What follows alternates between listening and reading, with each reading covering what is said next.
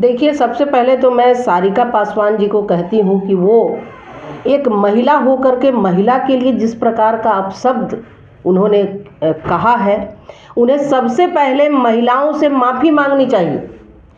एक महिला दूसरे महिला के लिए ऐसा अपशब्द कैसे निकाल सकती है? उन्हें तो माफ़ी मांगनी चाहिए। और मैं आरजेडी जो एक राजनीतिक दल है उससे मैं कहना चाहती हूँ कि सारिका पासवान जैसे अभद्र महिला जिन्होंने गलत शब्द का प्रयोग किया है, एक पूरे महिला समाज को शर्मसार किया है, सारिका पासवान जी को आरजेडी से बर्खास्त करना चाहिए। ये महिलाओं के तरफ से मांग है कि कोई महिला को अधिकार नहीं है किसी भी महिला के व्यक्तिगत जीवन में हस्तक्षेप करना। कोई महिला का अपना परिवार है, उसकी अपनी व्यक्तिगत जिंदगी है। सारिका पासवान न उनकी परिवार की सदस्य है, न उनका उनसे कोई लेना देना है। वो एक राजनीतिक दल की प्रवक्ता है और उनको सिर्फ राजनीतिक शब्दों पर, राजनीतिक विषयों पर बोलने का अधिकार है। इसलिए सारिका पासवान जी को स्मृति ईरानी जी से माफ़ी मांगनी चाहिए और आरजेडी को उन्हें बर्खास्त करना चाहिए कि राजनीतिक दल के किसी भी गरिमामय पद पर बैठे हुए व्यक्ति के लिए ऐसे शब्द का इस्तेमाल वो आइंदा न करें।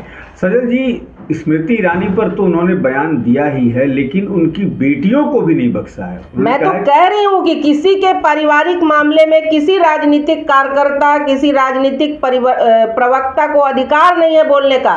उनको हिम्मत कैसे हो गया कि वो किसी के पारिवारिक मामलों में हस्तक्षेप कर दें? इसका मतलब है कि सारिका पासवान जी एक बहुत ही कम बुद्धि की, बहुत ही जिसको कहा जाए एक शब्दों में मैं अनपढ़ कहूँ महिला है कि राजनीतिक दल के जो गरिमामय पद पर बैठी हुई है उनके परिवार में झांक कर देखती है। इससे साबित होता है कि वो एक राजनीतिक प्रवक्ता है ही नहीं।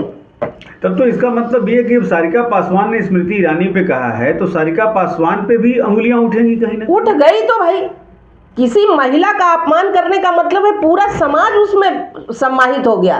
क्या आरजेडी और किसी दल की बात करते हैं? महिला महिला होती है, महिला की इज्जत, महिला की प्रतिष्ठा का महत्व होता है। और स्मृति ईरानी की तुलना ही नहीं हम कर सकते हैं जो ये सारिका पासवान जी, उनके पैर के धूल के बराबर नहीं है सारिका पासवान।